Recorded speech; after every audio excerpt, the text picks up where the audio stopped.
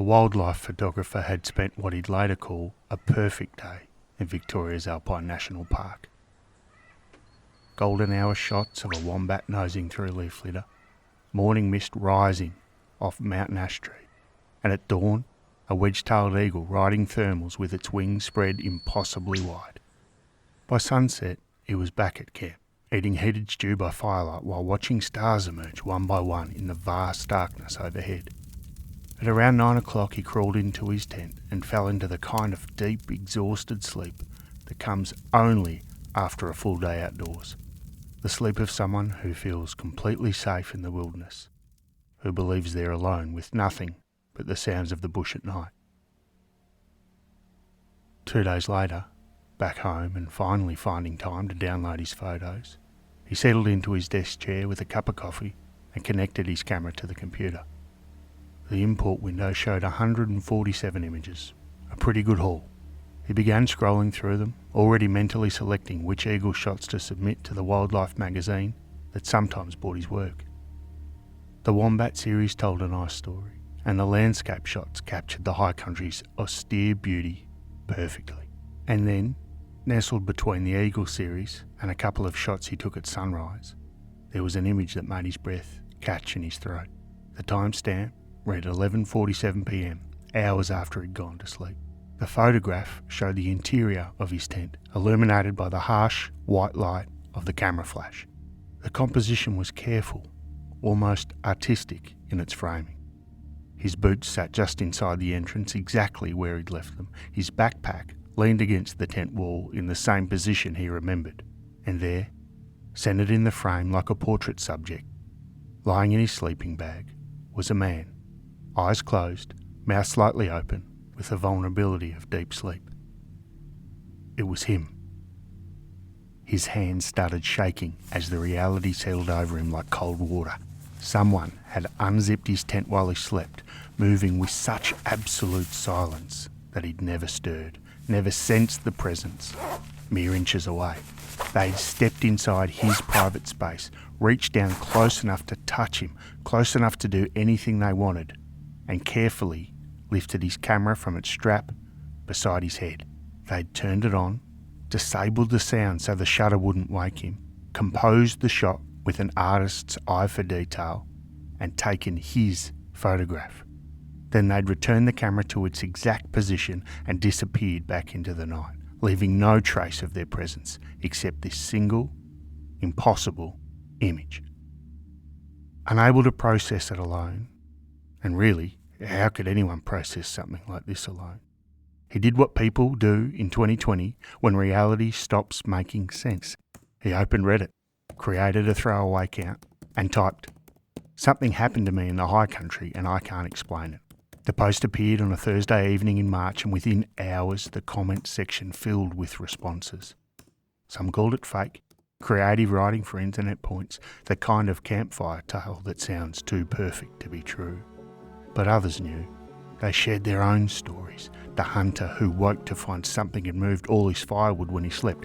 The camper who discovered boot prints circling his tent in the morning with no trail leading in or out. The hiker who'd felt eyes watching from the tree line for hours but never saw anyone. And there it was, about 15 comments down. Someone wrote, "You met the button man.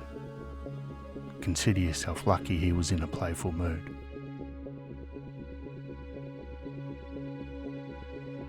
Welcome to Struth, a podcast where we venture into Australia's most perplexing mysteries that continue to defy explanations decades later. I'm your storyteller, and today we're travelling to the Victorian High Country, which stretches across northeastern Victoria in a landscape that seems designed to swallow people whole.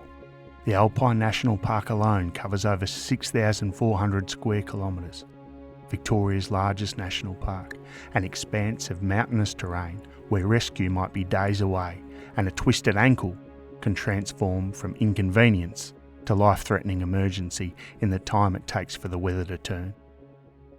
The Wonnangatta Valley sits in particularly isolated country, accessible only by four-wheel drive along tracks that become impassable rivers of mud after rain. And when snow falls between June and August, roads closed completely, sealing the valley from the outside world for months at a time. Towns like Mansfield serve as the last outpost of civilization before you enter true wilderness, the final place to buy supplies, fill your tank, tell someone where you're headed, and hope they remember to raise the alarm if you don't come back. Beyond Mansfield, mobile reception exists only in rare pockets, usually at high points, like weather stations, where signal can reach over the ridgelines.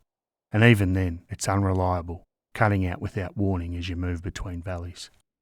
This landscape demands respect in ways that city dwellers often fail to appreciate until it's too late. Temperatures can drop without warning as cold air drains into valleys at sunset, turning a pleasant afternoon hike into a hypothermic nightmare if you're not prepared. Dense fog rolls in and reduces visibility to mere metres, transforming familiar terrain into a disorientating maze where every tree looks the same and tracks disappear into white nothingness. The terrain itself hides countless dangers. Loose rocks that shift under your boots, unstable ground that collapses into hidden voids, drop-offs concealed by vegetation that can send you tumbling into ravines.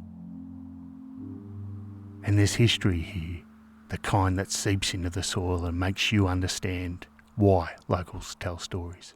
In December 1917, James Barclay, manager of the isolated Wannangata cattle station, was shot dead under circumstances that were never fully explained. His murder remains officially unsolved more than a century later, the killer's identity lost to time and wilderness.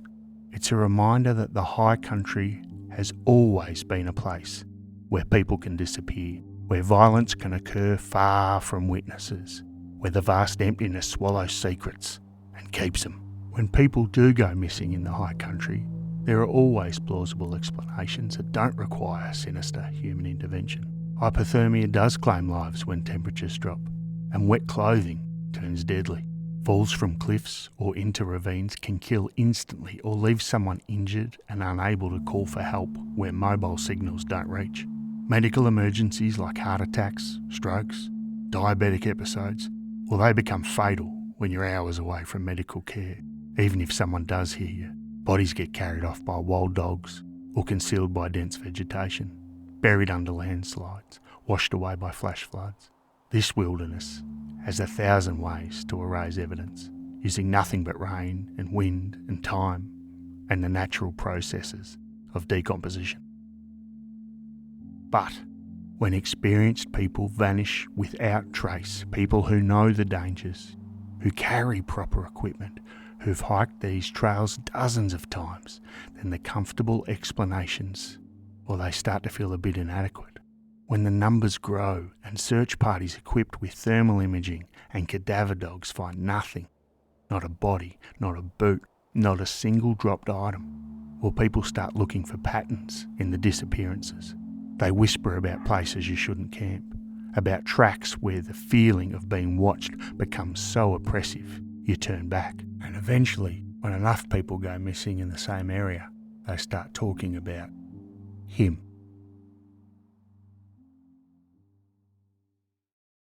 Warren Meyer disappeared on Easter Sunday, March 23, 2008, in circumstances that should never have resulted in a permanent disappearance. The 57-year-old civil engineer was experienced in the bush. He knew the area well and set off from Dom Dom Saddle for what should have been a simple 4-hour bushwalk. He did the right things, carried all the right equipment: phone, GPS, maps, whistle, food, water, the kind of preparation that's supposed to keep you safe in the wilderness. He was expected to meet his wife for lunch at a predetermined time and location, a sensible precaution that meant if something went wrong, rescuers would know where to look. He never arrived for that lunch, and Warren never came home. Searchers found his locked car exactly where it should have been, but from there the case took an unexpected turn. They discovered something that changed the entire nature of the investigation. A large marijuana crop hidden in the bush nearby, the kind of operation that generates serious money and attracts serious violence. Reports came in of semi-automatic gunfire echoing through the valley that morning. the distinctive rapid crack of weapons that shouldn't exist in these remote areas. A tip that alleged that Meyer had stumbled across the drug operation and was murdered to protect it. And police confirmed that a man named Williams was in the area that morning, but died before he could be questioned about what he might have seen or done. Meyer's body was never found, despite searches that covered the area repeatedly. The wilderness kept that secret, and whether it's hiding evidence of murder or simply concealing the remains of a man who met with an accident, no one can say for certain. David Prideaux vanished on June 5, 2011, and his case carries the weight of tragedy compounded by conspiracy theories that refuse to die. The 50-year-old wasn't just any missing hiker. He was head of maximum security at Barwon Prison, one of Victoria's toughest facilities, housing some of the state's most dangerous offenders. He was an experienced deer hunter who knew the risks and took proper precautions, carrying his rifle, GPS, radio and supplies when he set out on the Buckland Spur track at 7:45 that morning with his brother-in-law. Then nothing, just silence where there should have been radio check-ins, emptiness where there should have been a man.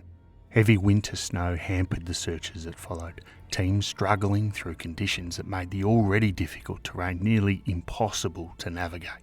They covered 10 square kilometres repeatedly, in spring when the snow melted, in autumn when vegetation died back, and again over the years, hoping each time that they'd spot something previous searchers had missed. But they found nothing except the gnawing absence of answers. A coroner eventually presumed him dead with cause unknown, the best official conclusion possible when there's no body, no evidence, no witnesses. The timing just over a year after gangland figure Carl Williams was murdered at Prideaux's prison under suspicious circumstances sparked conspiracy theories about whether Prideaux had been silenced because he knew too much about corruption or criminal connection. But despite extensive investigation by police who understood those theories and took them seriously, no evidence of foul play was ever found. His family believes his body is still up there on that mountain, waiting to be found, while others wonder if the absence of evidence is itself evidence of something more sinister. Conrad Whitlock left perhaps the strangest trail of all. A series of inexplicable decisions that don't add up to accident or suicide or any rational explanation. On July the 30th, 2019, at 3 a.m, a time when most people are deep in their most restful sleep, the 72-year-old rose from bed beside his wife of 52 years and drove 150 kilometres to Mount Buller. He'd been suffering from unexplained headaches that concerned him, but instead of waiting until morning to see a doctor as his wife assumed he would, he drove through the darkness to a ski resort in the middle of winter. Police found his white BMW at a spot locals call Unnamed Corner, the car sitting in perfect working condition just minutes from the ski village. Inside they found his jacket, his phone, his wallet, his keys, everything you'd need if you were planning to drive home. There was no note, no explanation, no reason for the vehicle to have stopped in that particular location or for Conrad to have left it. Inspector David Brown told media that officers found nothing to indicate why the car had stopped. It had the keys, it started without a problem and had fuel in the tank. The mystery wasn't mechanical failure, it was human behaviour that made no sense. His wife made her peace by believing he'd suffered some kind of medical episode related to those headaches. Perhaps a stroke or seizure that left him confused, causing him to wander from the car disoriented and die somewhere nearby from exposure or the effects of the medical crisis. It's a reasonable theory, the kind of explanation that provides closure even without certainty. But they never found him, despite searches that should have located a body if he'd simply wandered off and collapsed. The coroner couldn't determine where, how, or why Conrad Whitlock died, only that he had driven away from home in the early hours and never come back. Niels Becker disappeared in October 2019, and his case particularly troubles investigators because he was the kind of person who shouldn't go missing. The 39-year-old was extremely fit and experienced bushwalker who didn't take unnecessary risks or venture into terrain beyond his capabilities. He'd planned his solo 5-day trek for months, studying maps, checking weather forecasts, telling multiple people his exact route and expected return date. All the precautions that are supposed to prevent exactly what happened. On October 26, he messaged family that he was heading back to his car, estimating the hike would take 6 to 7 hours over familiar terrain. But after that message, there was nothing but silence and the growing dread of people who knew something was very wrong. The search that followed was massive, by any measure. Over 70 searchers, including volunteers and professional rescue teams. Helicopters equipped with thermal imaging scanning from above. Drones covering areas too dangerous for ground teams. Mounted police able to reach remote locations and cadaver dogs trained to detect the scent of human remains even when buried or concealed. They combed 800 square miles of wilderness, covering and recovering terrain until they'd exhausted every reasonable possibility. They found nothing, not his body, not his pack, not a single dropped item that might indicate where he'd gone or what had happened.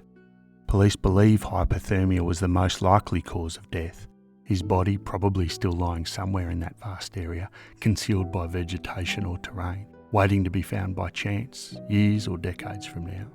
It's a plausible theory that accounts for the lack of evidence and the statistical reality that people do die of exposure in the high country every year. However, there was one detail that made everyone pause. One piece of information that transformed this from a simple case of a hiker dying in the wilderness into something that fed speculation and theory. The last confirmed sighting of Niels Becker was by the Button Man. Becker had passed through the area near the hermit's camp at the Crossroads, a strategic high point where experienced bushwalkers stopped to get a bit of phone reception and check their position, and the Button Man watches everyone who passes.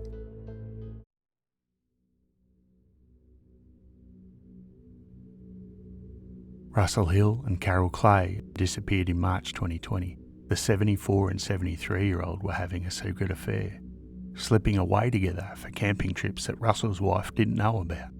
A deception that would later complicate the investigation when detectives had to piece together timelines from people who hadn't known the full truth. Russell too was an experienced bushman who'd camped in the Wanangata Valley many times before, and he was equipped with radio equipment that he used to contact friends around 6 p.m. that evening, checking in as experienced campers do when they're in remote areas.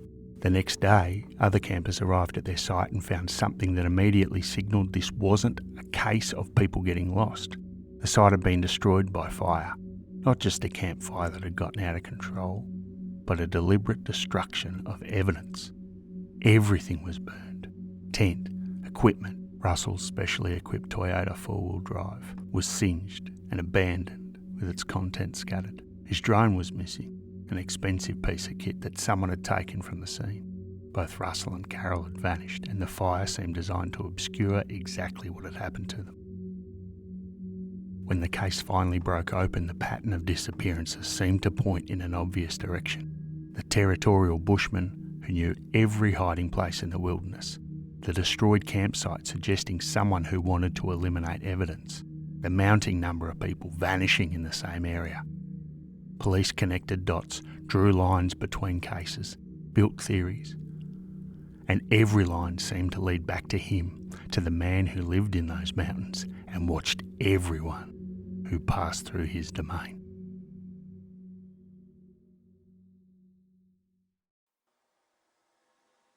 His real name has never been publicly confirmed. It's a small mystery nestled inside a larger one. Police know his identity. They've interviewed him on multiple occasions, checked his background, run all the standard investigations. But they've chosen not to release it to the media or public, perhaps out of concern for a man who's committed no proven crime. Perhaps because naming him would only intensify the obsession and harassment he's already experienced. He's known only by his nickname, earned from the peculiar habit of carving buttons and earplugs from deer antlers, which he wears in stretched piercings that give him an unsettling, primitive appearance. He's somewhere in his 70s now, though witnesses consistently describe him as looking younger. His face weathered by decades of exposure to sun and wind, but his body still capable of feats that would exhaust men half his age. He moves through the forest with a grace that seems impossible for someone in their 70s, navigating terrain that tears at clothes and skin without apparent effort, appearing and disappearing with an ease that multiple witnesses describe as unnerving. There's something about the way he moves, silent, economical, purposeful, that raises the hairs on your neck, that triggers some sort of ancient part of your brain that recognises a predator even when your rational mind insists he's just an old man who likes to hunt.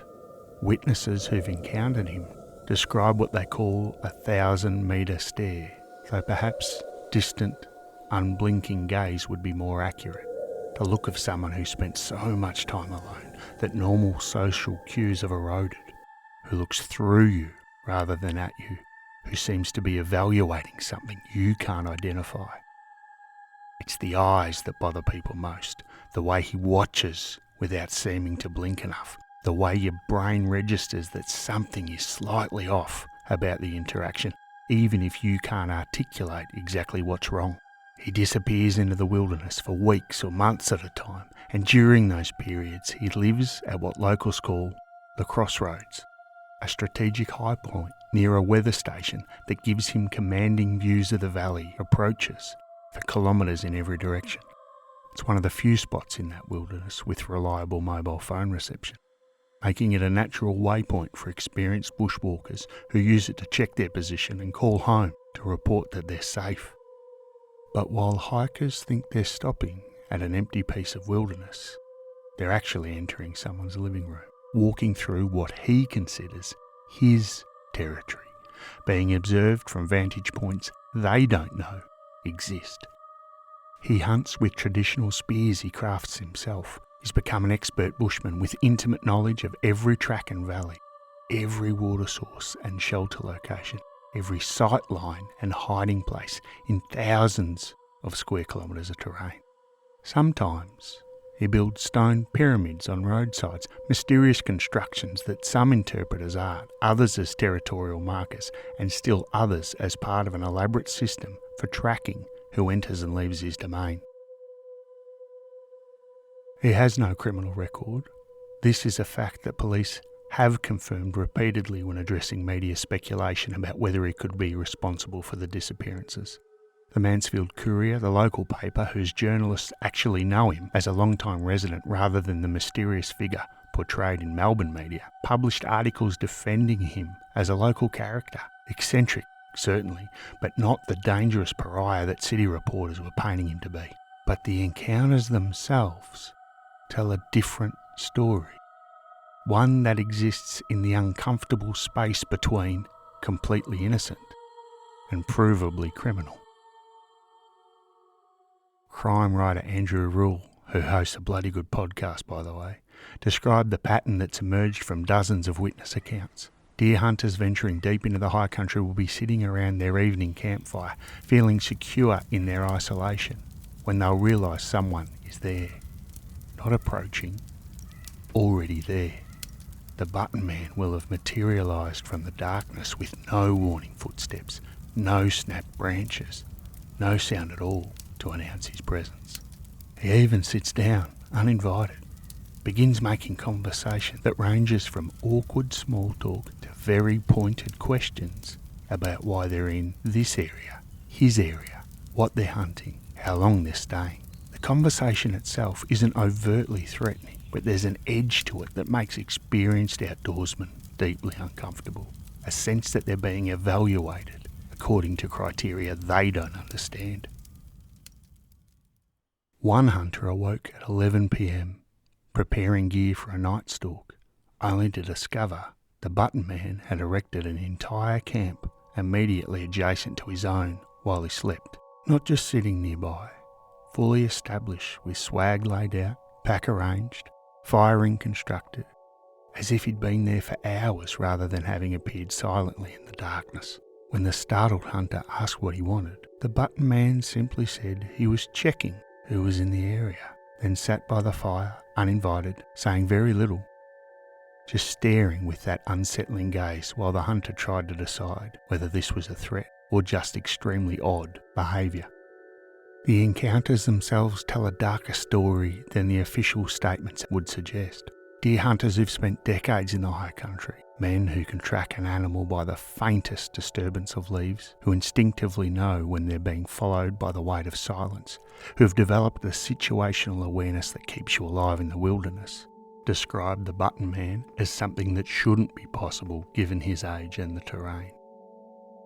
They'll be casing a valley at dawn, scanning for movement through binoculars, completely alone in terrain they've hunted for 30 years and know as well as their own property. Then they'll lower their binoculars and turn around.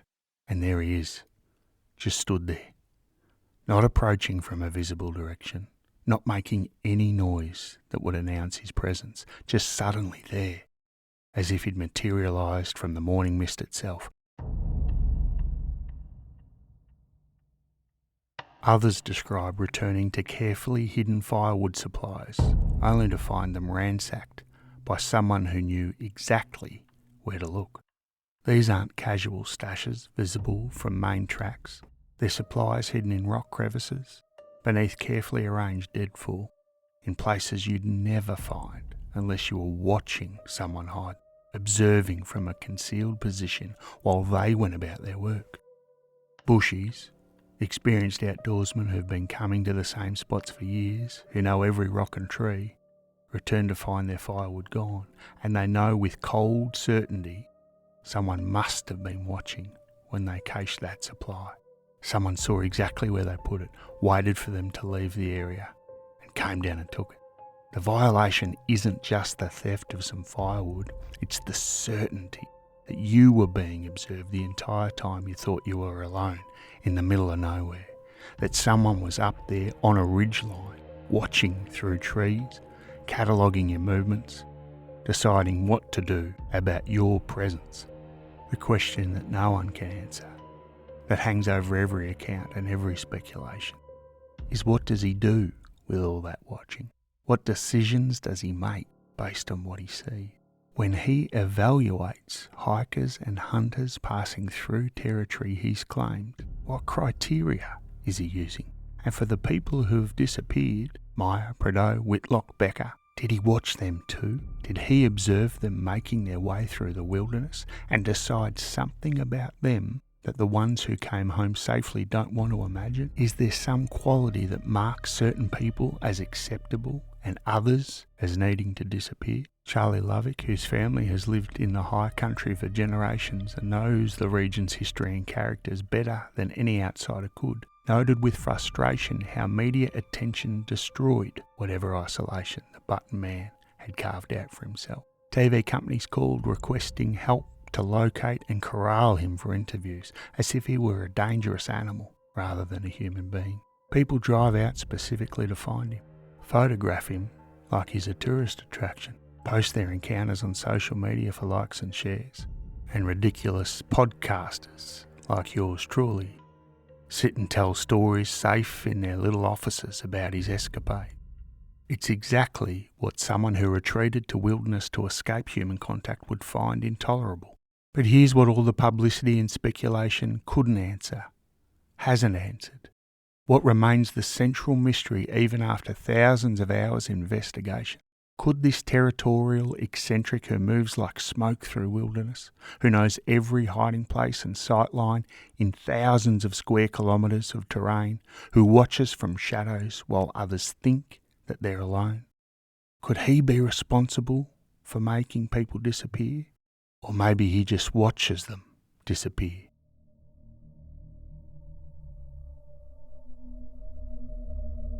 Police had to find out, because by 2020 the pattern of disappearances had become impossible to ignore, and his name was on everyone's lips as the most likely suspect. In May 2020, as the COVID-19 pandemic locked down the rest of Australia, search and rescue police hiked into remote wilderness to reach the button man's camp, making their way to the Crossroads where he'd established his base. The man who prefers solitude and has spent years avoiding unnecessary human contact eventually agreed to talk, although whether this was cooperation or calculation, no one could say for certain. Police weren't there to accuse him. They had no evidence that would justify an arrest, no bodies, no witnesses, nothing concrete enough to bring charges. They sought his help instead, approaching him as someone who might have seen something useful, reasoning, quite rightly, that if someone had observed suspicious activity in this wilderness, it would be the man who watches everyone who passes through. Crime writer Andrew Rule revealed it was a very intriguing chat, a characteristically understated description of what must have been a surreal encounter between investigators trained in reading human behaviour and a hermit who'd spent years perfecting the art of revealing nothing. The button man was cooperative in his way, providing information about hikers and hunters moving through his territory, confirming dates and descriptions that helped police to establish timelines. He did confirm seeing Niels Becker on October 26, 2019, making him the last person to report seeing the experienced bushwalker alive. Police found no evidence linking him to any crime, nothing beyond eccentric behaviour and territorial protectiveness that, as one source noted, isn't actually illegal. Being creepy, watching people without their knowledge, approaching camps uninvited, living in the wilderness without proper permits. None of these things constitute murder, or even prove knowledge of. The absence of evidence frustrated investigators who suspected he knew more than he was saying. But suspicion without proof is useless in court, and the button man seemed to understand exactly where that line was. It was at about this time that the Hill Clay case broke open in a direction no one had anticipated.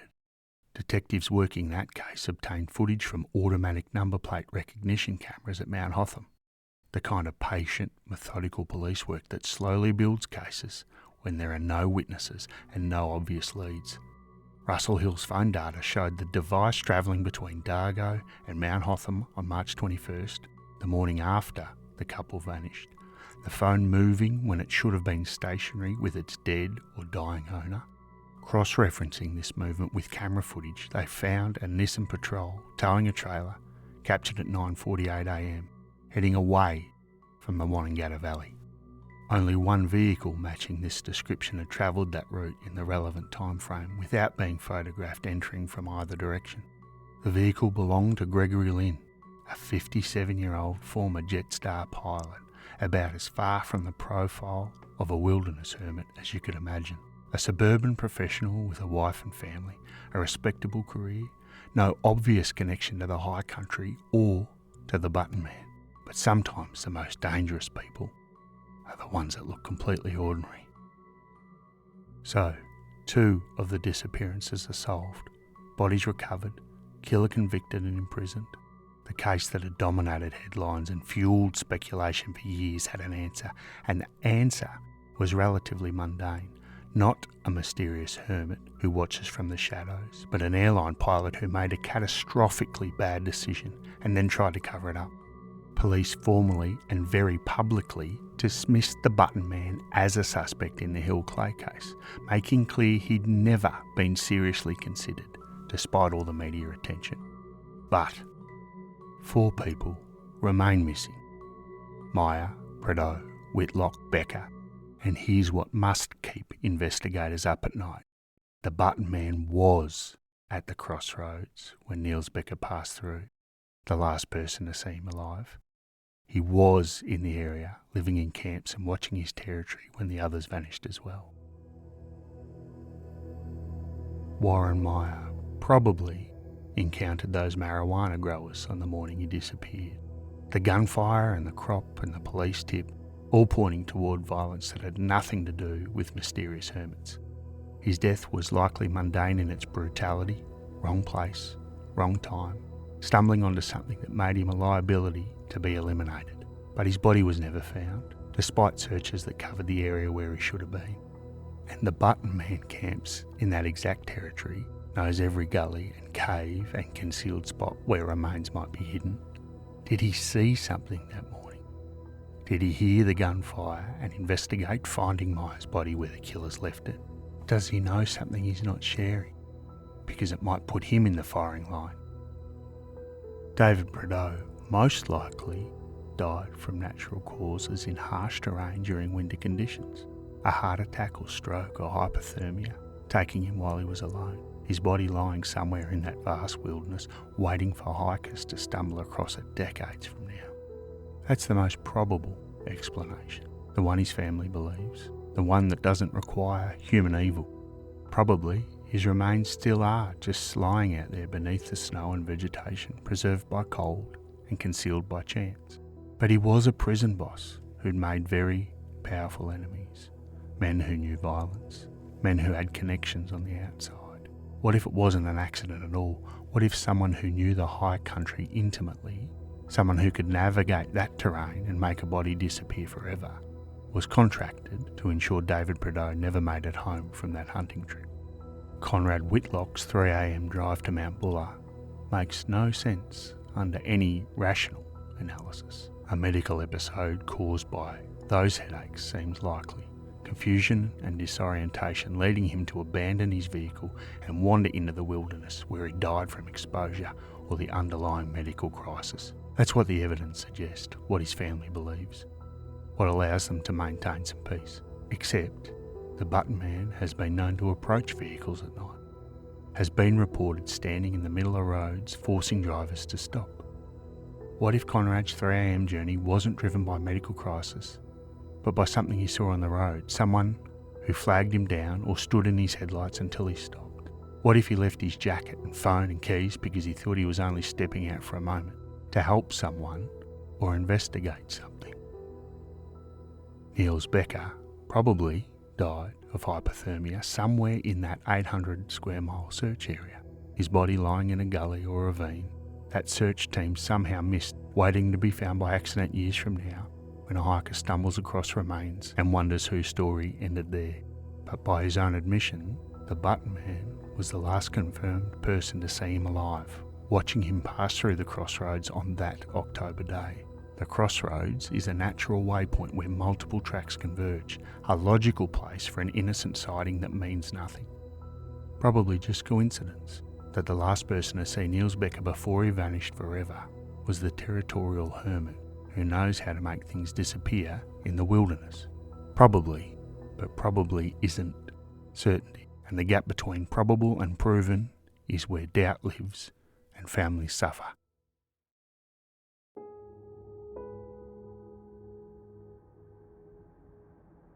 We want simple answers that fit cleanly into categories of guilty or innocent, monster or victim. Either the Button Man is responsible for all these disappearances, or is responsible for none of them. Either he's a dangerous predator who should be locked away, or he's a harmless eccentric we've unfairly scapegoated because his lifestyle makes us uncomfortable. The Button Man exists. That's not in question. Not speculation or theory, but documented fact. Police have interviewed him. Locals know him. Dozens of people have encountered him over the years. What he's capable of, what he's seen, what he knows that he's not sharing. That is where certainty ends and speculation begins, where the facts give way to theories that can never be proven or disproven, where families of the missing are left wondering whether the man who watches from the mountains knows what happens to their loved ones. The Victorian high country remains what it's always been, beautiful in its way, dangerous in its indifference, and utterly unforgiving of human error. The landscape doesn't care whether you disappear through accident or malice. It keeps your secrets either way. Warren Meyer, David Prideaux, Conrad Whitlock and Niels Becker are still missing, their families still caught in the terrible limbo of not knowing, unable to properly grieve, unable to move forward, unable to let go of hope that somehow, impossibly, answers might be still to come. 4 unsolved cases in the same area, all within the Button Man's territory, all within 12 years, a pattern that might mean nothing or might mean everything. And he's still out there right now, Still camping illegally in wilderness he's claimed as his own. Still hunting with spears he crafts from materials the land provides. Still watching from elevated positions as people pass through territory he considers his domain. Still silent about what he's seen, what he knows, what he's done in decades of living alone in mountains that keep their secrets better than any vault.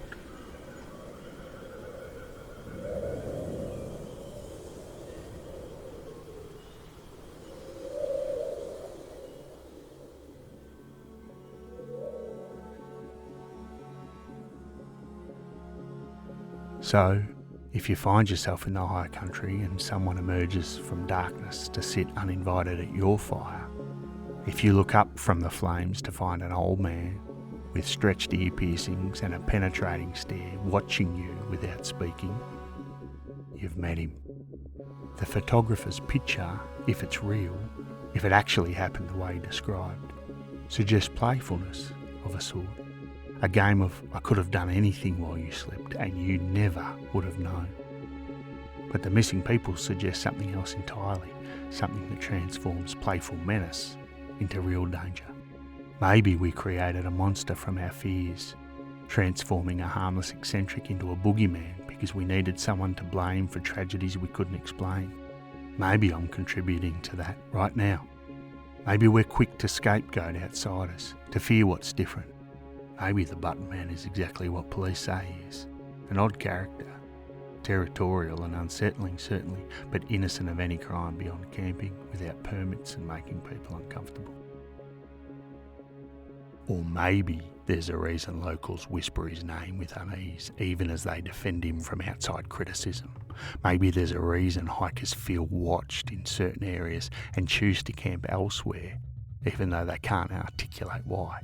Maybe there's a reason the button man camps at the Crossroads specifically, not just for the view or the mobile reception, but because it's the perfect place to see who's coming and going, to observe and to evaluate, to decide who's interesting, who's vulnerable, and who might not be missed right away if they never made it home.